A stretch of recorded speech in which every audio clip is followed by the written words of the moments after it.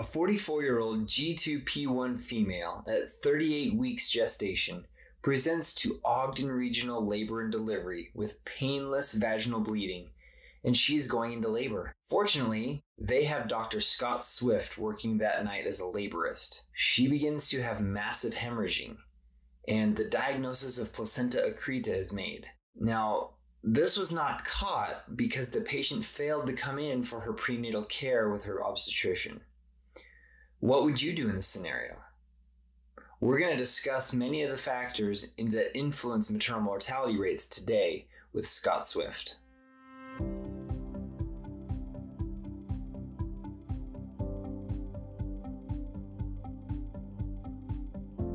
I'm Scott Moore-Dio. I am a pathologist and an assistant professor of medical laboratory sciences at Weber State. And I'm Mark Johnson, family medicine physician in Layton, Utah, and board member of the Ogden Surgical-Medical Society. Welcome to the Ogden Surgical-Medical Society podcast. Today, we are interviewing Dr. Scott Swift, who's a laborist at Ogden Regional. Scott attended Utah State University and graduated in 1972. He then did his internship at Providence Hospital in Detroit, Michigan, and followed by an OBGYN residency at the University of Utah. Scott, it's interesting speaking to an OBGYN, and you think about pregnant patients, but my big question with you being a laborist is about maternal mortality, and that's what we're going to talk about today. So I'm just wondering, as a generality, is maternal mortality in the U.S. going up, going down, staying the same? Well, when I was in Detroit, our first grand rounds was, what do you do with the mother who's been shot in the spleen? I said, well, that's interesting. And so the next week is, what do you do with the mother was shot in the bullets in the baby? And then the next week was, what do you do with the mother who got shot in the hip? So it depends on where you're living, but the maternal mortality rate in the United States has gone up 25% over the last 10 years. How is it in Utah and the world? And what about right here in Ogden for us at home? Well, when you're in Detroit, it's kind of interesting. You do practice medicine in a third world country. And so you get an idea of what it's like in the world. The world, actually, maternal mortality rate has dropped about 40% over the last 20 years. The opportunity of changing risk factors by a lot of non-governmental organizations has had a profound effect.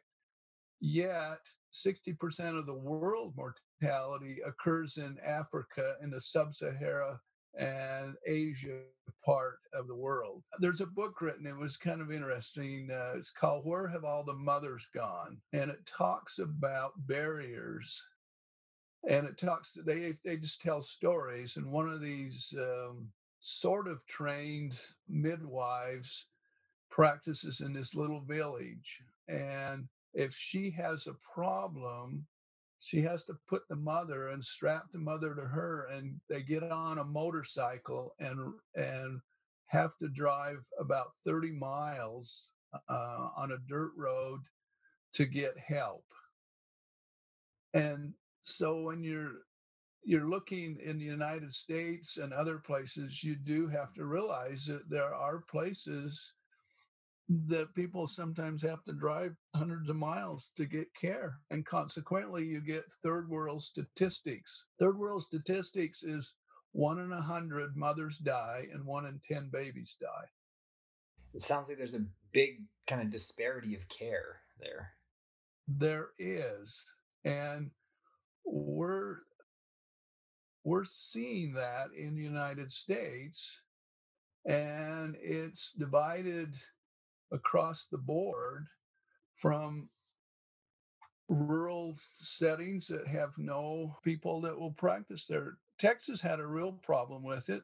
They had a real malpractice problem up until about 15 years ago.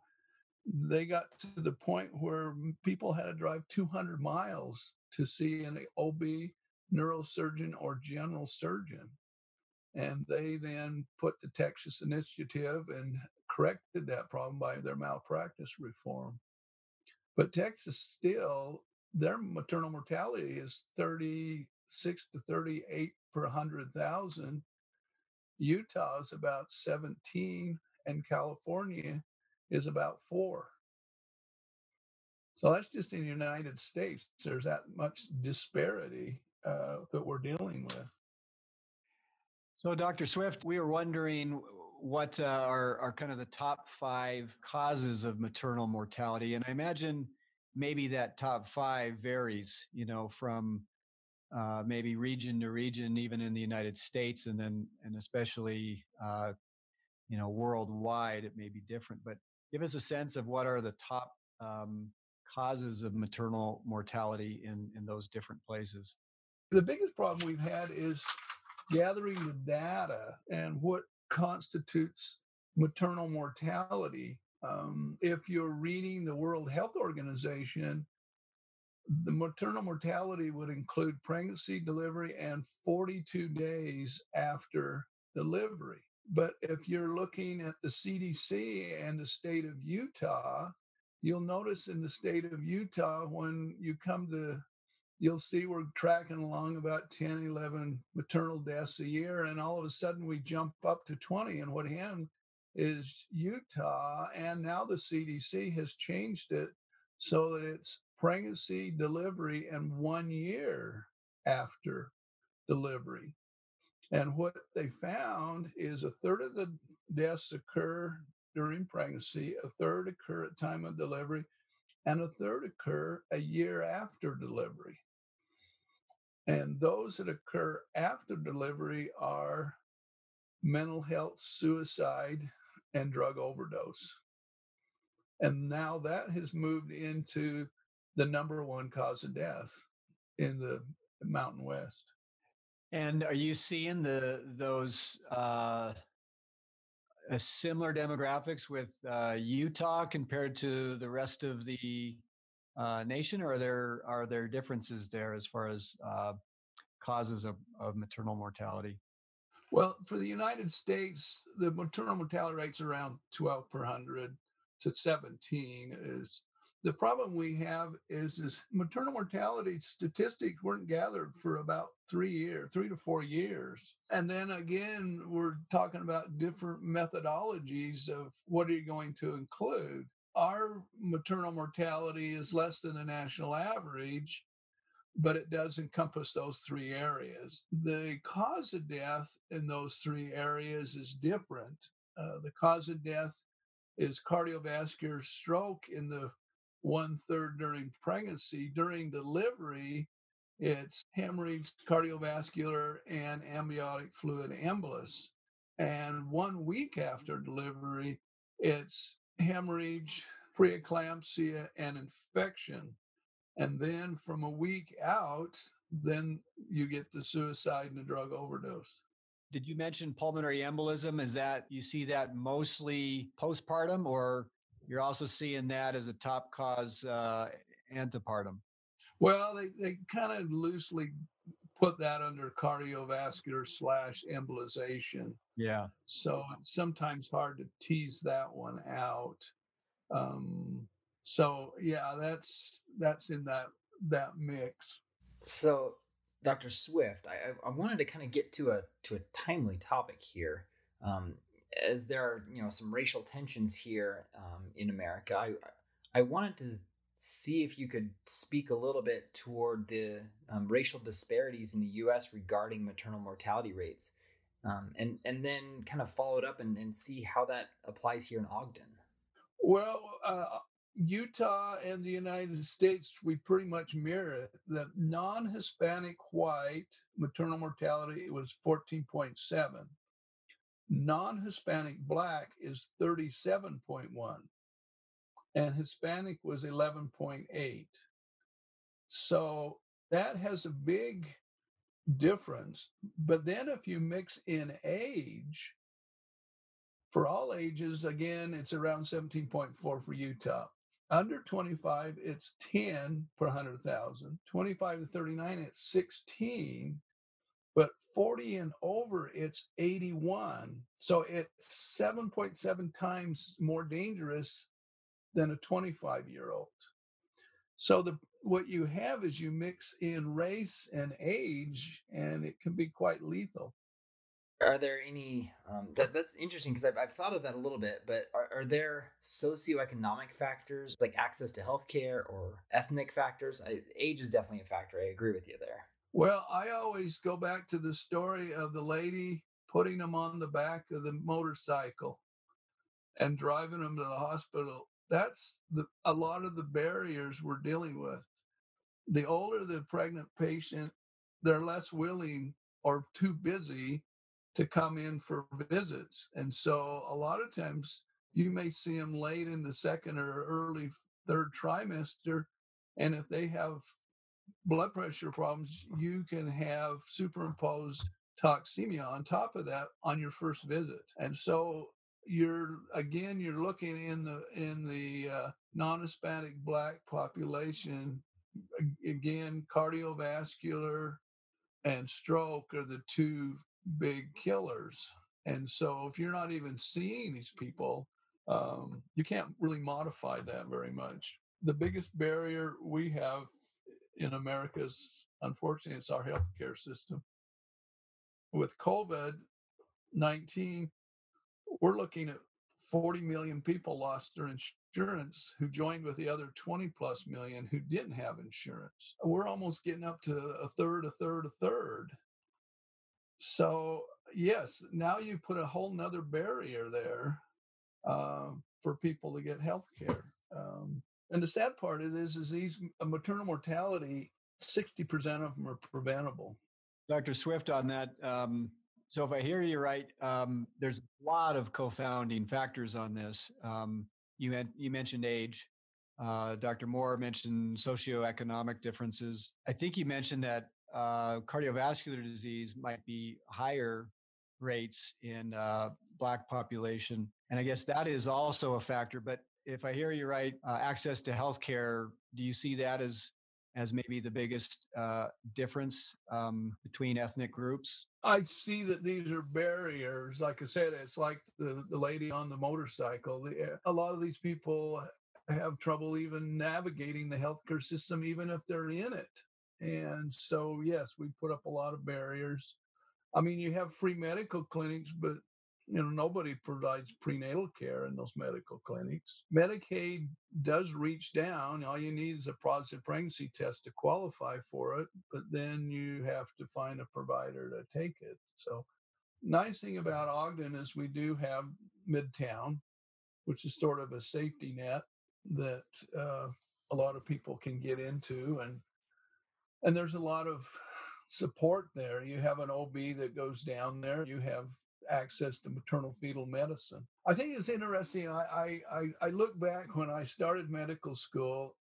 When I was a senior, I did a rotation, and there was no newborn ICU. The nursery, any preemie, was just put at the back of the nursery. And if it was alive the next day, then you did supportive care. So I left for Detroit, and I came back in 77, and they started a newborn ICU, but they would only accept infants over 32 weeks. And we have now seen that drop down to 26 weeks and 25 weeks. So infant mortality has improved, but we're having a problem with our system itself. It's a broken system. Switching gears a little bit, tell us what your insight is about maternal prescription medication. I would assume you see more patients now, young pregnant women who are on medications of all different kinds than maybe you used to see. And so we're not talking about illegal medications, but prescription medicines. What do you see happening with that? And do you think that has an impact on how the pregnancy goes and complications and mortality? Well, if you look at fertility rates, we keep pushing pregnancy later and later and later. So you have the two compounding problems. The older you get, obviously, you start picking up chronic diseases. And then you get this age problem where maternal mortality is for real.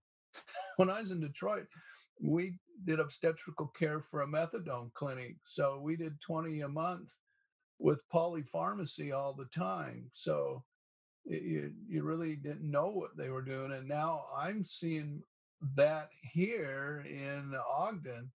The big thing on the street right now is you can take methamphetamine and put yourself into labor. And so we get some really interesting people that show up hiring a kite on methamphetamine. And you really have a difficult time because, they're not in a frame of mind that's extremely helpful. They're rather combative. And it's very difficult to deal with their pain needs because they just really don't respond to anything when they're on this methamphetamine high. It has been interesting. A lot of the hospitals now are just doing routine drug screens on everybody. And it's been rather eye-opening to see how many people, how many pregnant people are on street drugs. And we do get a lot more, like I said, chronic diseases that we probably when I first started, a diabetic that didn't have her family and was done before 30, you would very, gingerly tell them that maybe we ought to call it a day. But we get diabetics into their 30s and beyond, and which makes for a compounding problem. You got a chronic disease and you got age-related problems. Well, Scott, thank you for leading into my next question so well. We've talked kind of about illicit drugs, but is that having an adverse effect on the maternal mortality rate here? Well, that's a great question. I remember not that long ago, we had somebody come, and as a laborist, you have to, whoever comes through the door, you have to take care of. And lady came in and she was bleeding and a lot of pain. And we were scrambling to try to figure out, we asked her if she'd been on anything, and she denied it. And, what the dilemma occurred is, what were you dealing with here? You can't really do conduction anesthesia, epidurals or spinals if her platelet count's affected. And so it's hazardous if she's hiring a kite on something for vomiting for general anesthesia. And so sometimes you get into these really rather dicey situations where a decision has to be made to deliver the baby. The baby was not doing very well at all. It becomes a problem because you can't get their drug screen back. You don't know what medicines they're on, and they're not of much help. And the other problem we have is in Obamacare, the states are required to license lay midwife birthing centers. We have 3 in Ogden. There's 7 licensed in Utah and multiple unlicensed ones right now. So you have somebody that's been laboring in a birthing center, and then they sense there's a problem and they bring them into the hospital. And so those statistics end up on the hospital. Our maternal mortality and all those statistics are a little hard to gather because we don't have a mechanism to tell where prenatal care or early labor was occurring. That's a really good point. I know about that effect, but it's humbling to rethink of that, saying, "Oh yeah, birthing centers do have sort of inflated numbers because a lot of their patients that they quote save, they take onto the hospital." And it's like, well, they may have an adverse outcome at the hospital, but that's not an adverse outcome for the birthing center. That's an adverse outcome for the hospital. Well, it's actually their numbers are quite small. Usually transfers are around 6 to 7%. This is in the newspaper, so I can talk about it. But they had a birthing center in Cedar City, and the lay midwife there, it was a set of twins. They were 32 weeks in that neighborhood, and she decided to encourage the mother to deliver in her birthing center. So she delivered the first one, didn't have any resuscitation equipment, and the baby died. So the family talked the mother into going to the hospital. They delivered the second one in the hospital it lived. And then the police got involved, and she's down at the state prison now for involuntary manslaughter. That seems like a very strange way to police birthing centers, but that's where we're at right now. I assume there hasn't been a lot of huge changes in practice in obstetrics over time. But can you think of any changes that have occurred, maybe recently, that you think has had an impact on actually decreasing maternal mortality? Well, in 1983, the University of Utah started their maternal fetal medicine program, and most areas of the state now are covered with maternal fetal medicine. And I think that has been a real positive complement to the obstetrical community. They're accessible by all providers. I think it's been a real boom, and I think it really has had an effect upon our maternal mortality. I think it's kind of interesting. If you look at California, the legislature got involved and said we're tired of seeing pregnant women die bleeding to death. And so back in the late 80s, David LaGrue was over the California Maternal Quality Care Collaboration. And if you go on a labor and delivery unit now, they have hemorrhage cards. So everything that is available for you, or if your hospital doesn't have them, you can access information off of that website. But he also found an association between C-sections and placenta accreta, where the placenta grows into the wall or even into the abdominal area. He was a real force to let's do C-section for the right reasons, and let's not do more than we have to because it has an adverse effect down the road. And so, yeah, we've got some situations that are going on. I think the states are kind of laboratories of experimentation. And so it really does look that there are, Utah has adopted those. Most of the two hospitals I'm at both have hemorrhage crash cards now. And there is usually a discussion on C-sections if it was appropriately done for the appropriate reasons. A lot of the statistics for the providers are provided to them, and they have a sort of what the average C-section rate is in the hospital, and if you're an outlier. And I think things are being collected. Utah it's one of 9 states that are in the maternal mortality review committees, and they do publish those findings. They just barely published it in January, and a lot of the stuff that I am quoting is coming from there. There was an online report a year ago about this very thing by Tori Metz. She's a maternal fetal at the U.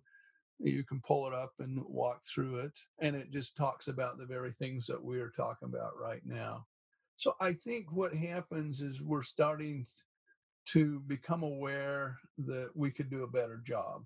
In the 1990s, our maternal mortality rate was around 11 and 12, and now we're up to 17. And the question is if 60% of those mortalities are preventable, maybe we should do what we can to deal with what we have. And so, yeah, I see a bright light. We do still have preeclampsia. The Chicago Lion-Inn Hospital, as you walk in the door, there's 5 plaques sitting there.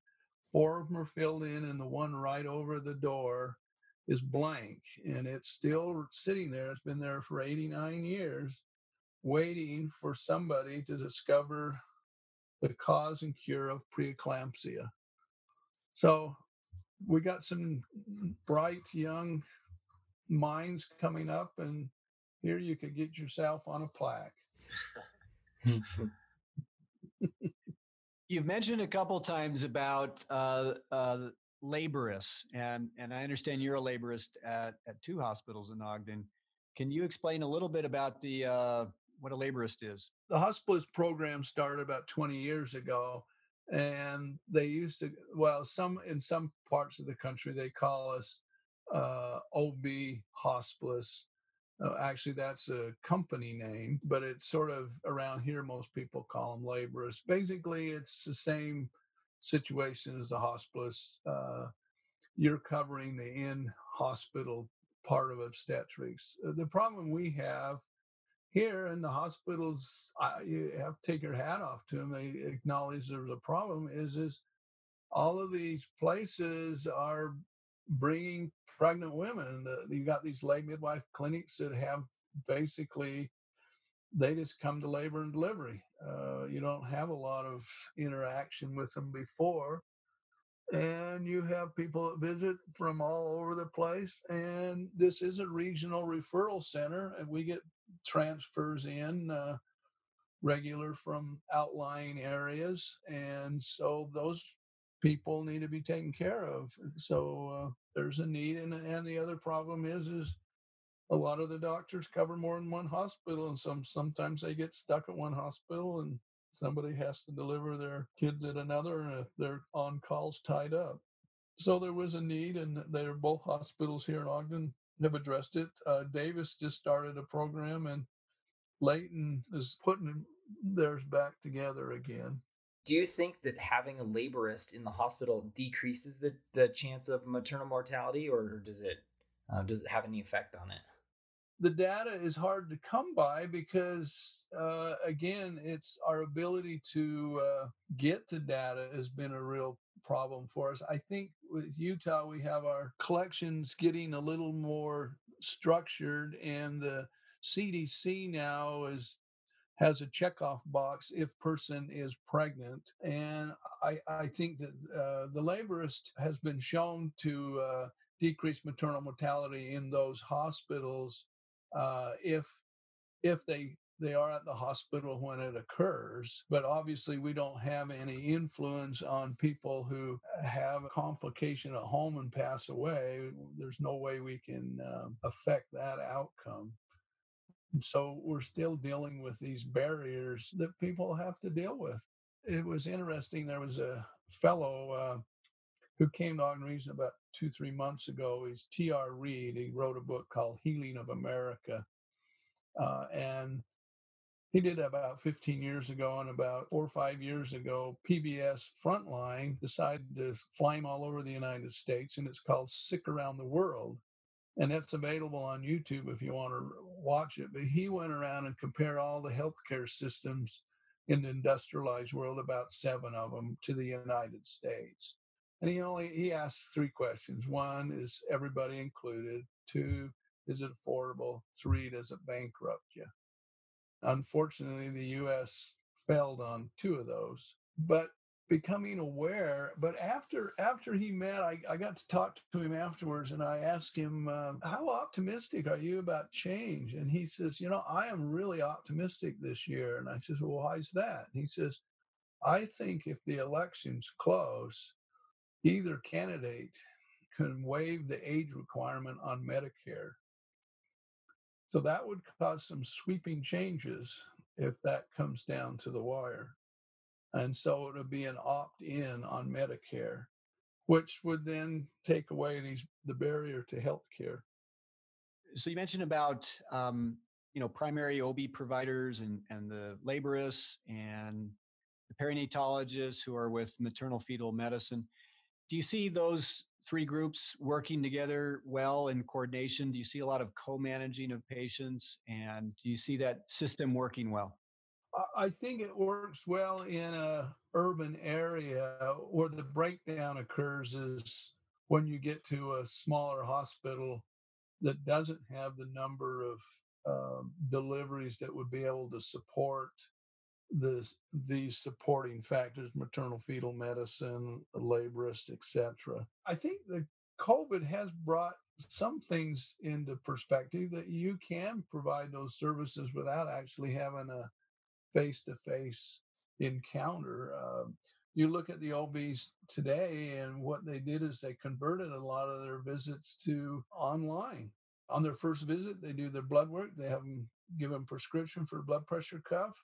they have them do a lot of this stuff, and that way it cuts down on the face-to-face and potential encounter with the coronavirus. After we get done with corona, the new now will probably have a mixture of that. And by doing that, you can then extend your services. I was in the Utah Medical Association library, and I thought, well, I think I'll read the first journal that's in the library. And the first journal that's Utah Medical Association published, it was the journal that talked about health insurance. And it was an ennobling article. It talked about the need for health insurance, and the need for health insurance would extend the arm of services that could be provided. Because statistically, 20% of people eat up 80% of your healthcare budget, but it's a different group of people each year. And so that's how health insurance was marketed to the providers originally. Unfortunately, American Medical Association started Blue Cross Blue Shield, but it broke off, and then it become an entity unto itself with no oversight. So we have this really interesting healthcare system that evolved out of World War II when they froze the wages, and the only benefit they could give is health insurance. And so that's how corporations got involved in health insurance, trying to lure labor from one person to another. They could give them a better health insurance policy. So I think you remember Dr. McKenzie from Canada. He says, this is the strangest way to take care of people. The very time you get injured, you lose your insurance when you need it the most. And I think that's some of the difficulty we're dealing with, is we're using an antiquated system that really doesn't apply to where we're at.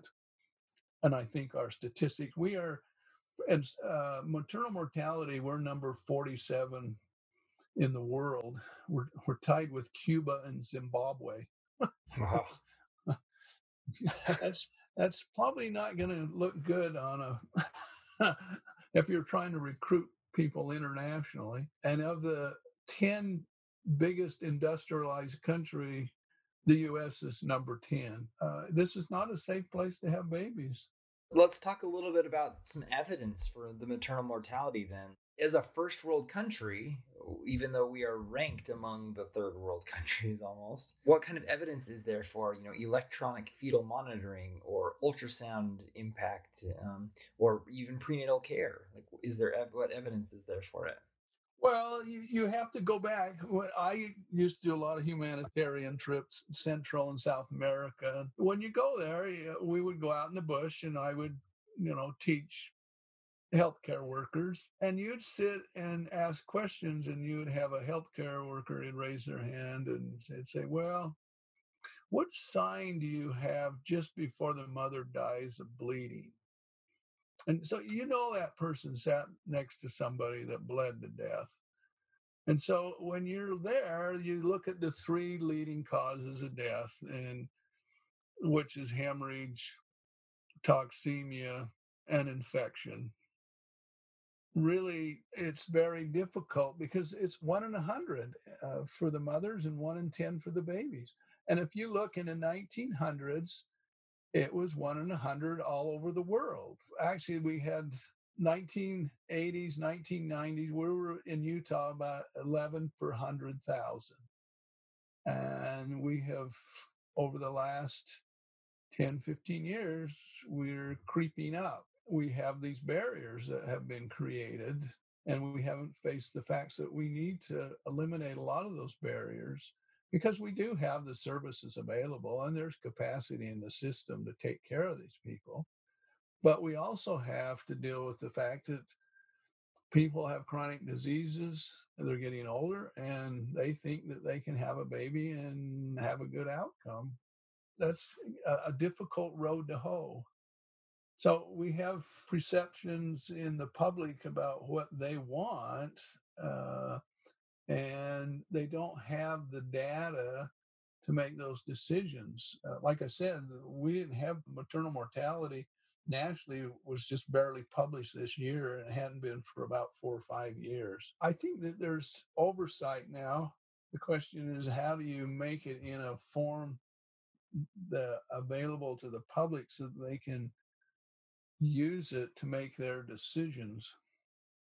It's hard, especially in obstetrics, I think, to find, what's called evidence-based medicine, because just like you said, it's hard to really get good data on it. But was just curious what your thoughts were, and if you know of any great data in support of things like non-stress testing, biophysical profiles, and like Dr. Moore had mentioned about ultrasound and electronic fetal monitoring, where you think there's really good data out there on those things have an impact on maternal mortality, or is the data just not there?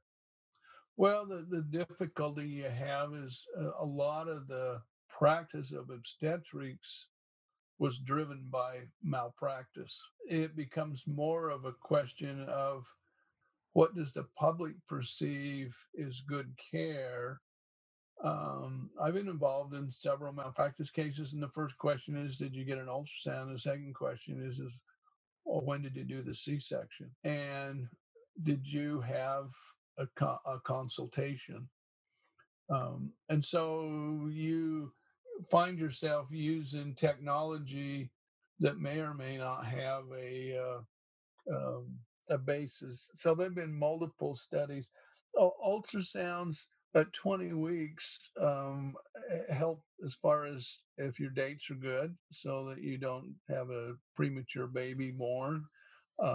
They're helpful for fetal screening for congenital anomalies, lethal ones, and other congenital anomalies that can be intervened with. Fetal monitoring has been around for years and years and years. A lot of the problem we have is nobody's going to do a double-blind study in this legal environment, and so a lot of the things are kind of we're stuck with um, for this perceivable future.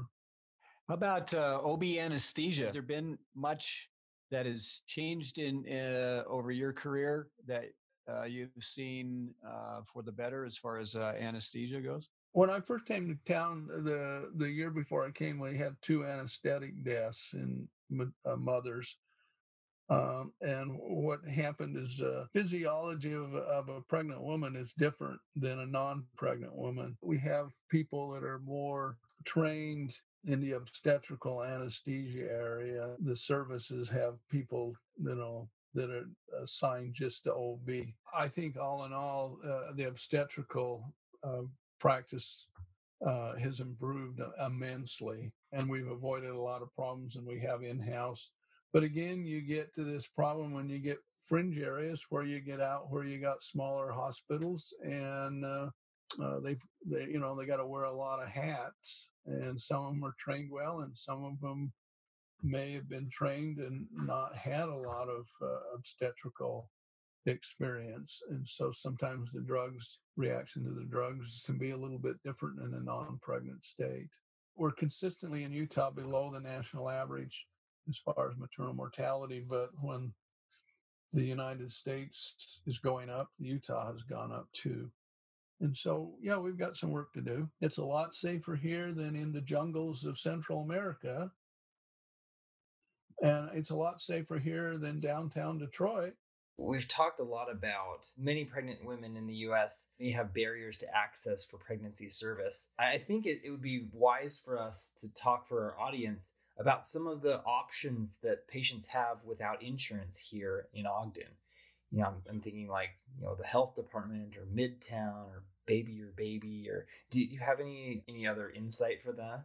Most of the problem is just knowing where to ask the question and being directed. I think once they get into the system, if they happen to go to the emergency room or they go to labor and delivery, they get connected with somebody, and that's fine. But the problem you get is the later into the pregnancy, the complications become real, and your options of intervening become less and less. I think Midtown does a great job. I think that there's the whole idea of Obamacare was to extend coverage, and the whole idea of having outlying clinics to make it easier for people to get to has worked. A lot of the bigger cities, New York and whatnot, they have a van that goes around, picks up people and takes them to their visits. They found it was a lot cheaper than you could pay for the whole service on one preemie baby. And if you could prevent that, then you could pay for the service. And so I think now with COVID, it's been kind of interesting. We'll be able to extend service to people that have situations that prevent them from coming in. That will be, I think, it'll be a new frontier. How do you think the pandemic has affected maternal health? What the labor and delivery protocols are right now, and if you've seen any data as far as morbidity or mortality for pregnant women as well as newborns in women who have been infected with COVID-19? Well, there's been very little. Obviously, the high-risk group is the over 65 with chronic disease. It was interesting. The CDC early on said not to use steroids in people in the early stages of COVID. And then I don't know if you saw the report out of Oxford, England. They just reported on dexamethasone that you would use that later in the inflammatory stage, and it reduced ventilator deaths by 30% and support deaths by 20%. So it was a timing of the steroids. Well, we use steroids in mothers to premature labor, and so it was a soft guideline not to use it in the suspected. Now, there was a couple cases. There doesn't seem to be any transmission from an infected mother to the baby before delivery. It seems to occur after, and so they're obviously separating the baby from the mother until the mother tests negative. And as far as Ogden goes, we've had little or no cases maternal wise. Anybody that's coming in for an induction or a C-section is screened 3 days before. We had one that had a positive. She came in labor. They screened her, and she was negative, and she delivered. But it doesn't seem to transmit to the baby. It has been interesting because they have a PEDS unit at Ogden Regional, and it has been empty this whole winter. And it usually gets filled up with RSV. So there has been a little benefit from everybody going around with masks on and not getting in big groups. HSV, the respiratory syncytial virus seems to have been avoided this year. That's awesome. Dr. Bohr, thanks for great questions. And Dr. Swift, thanks for answering all the questions and for your insight into maternal health and maternal mortality, and especially for your expertise and experience in taking care of pregnant women, and for your service you've done in this in Ogden and the community for many, many years, and it's really appreciated. So thanks for your help and your insight and spending some time with us today. Well, you guys would make anybody look good. Appreciate you. Thanks. Thank you, Scott.